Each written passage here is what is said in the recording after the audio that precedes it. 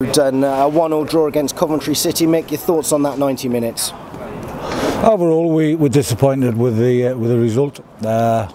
We did enough, in my opinion, to win the game. I thought the performance was excellent, especially in the second half. They had a spell in the first half, Coventry, for 20-25 minutes where they looked a real dangerous outfit.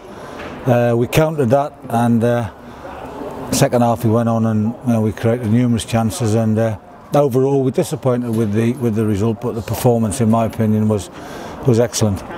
First half, that first goal we've always said is quite key, and it came about a set piece, first corner of the game, and Matty Pearson totally unmarked on the back post. Yeah, testament to hard work. Steve Rutter on the training ground and the coaches.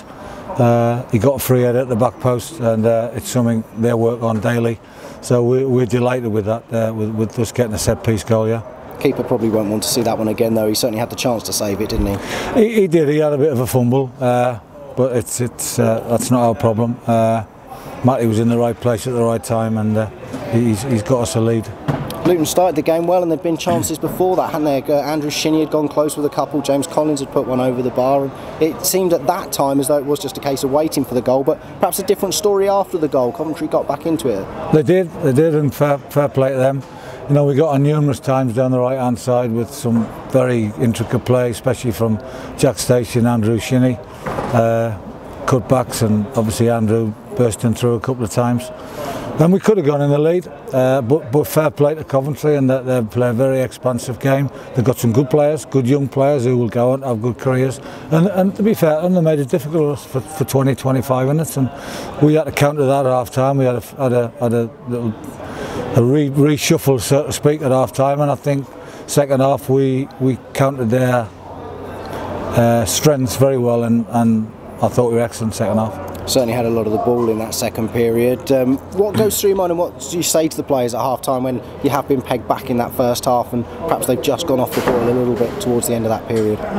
Well, we try and set them up to get a high press on the Coventry, the way they look to play out, and we try and do it a little bit differently, and it worked. And I thought overall second half we were excellent. Weren't too many shots on goal to trouble their keeper Burge, though, were there, in that second period, although there was a lot of pressure and a lot of attacking play? I wouldn't say so. I mean, there's a lot of balls going in around the box, there's a lot of balls flying around. Alan McCormack will be disappointed. He found himself in a real strange position, and he's just unlucky that the ball never hit the back of the net.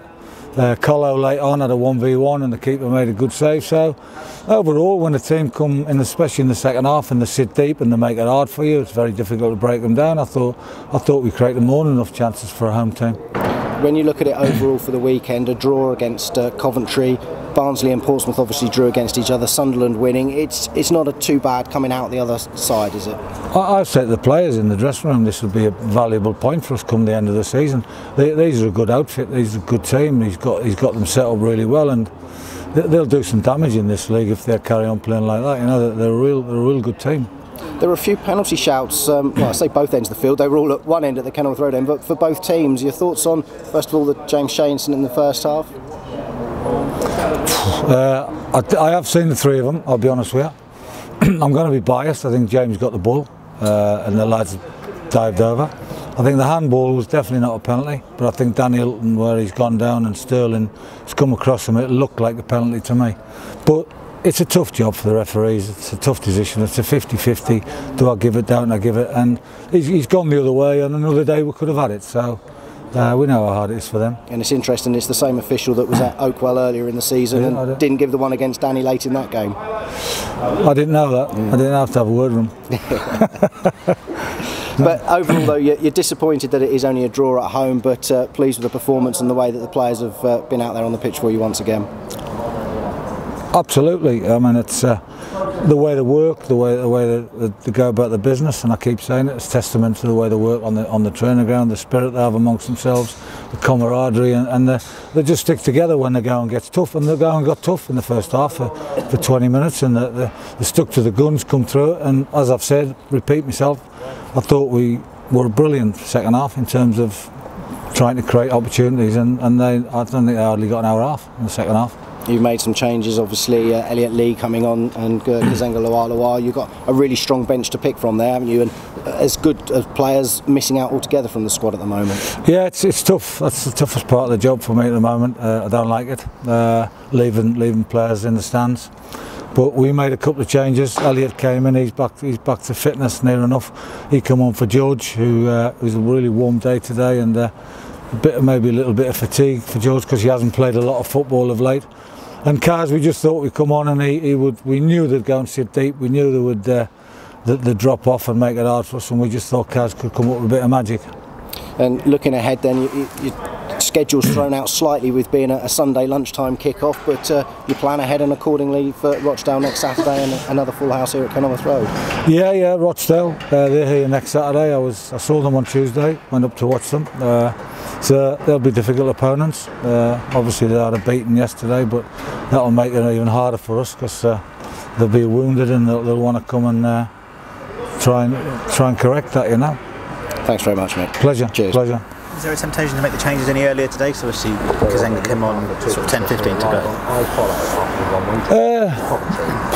Saturday at Kenilworth Road, Luton. Not really. We know George is not up to full speed, so we knew Elliot would come in there, and I mean a great replacement, Elliot, to come on and part of a good squad.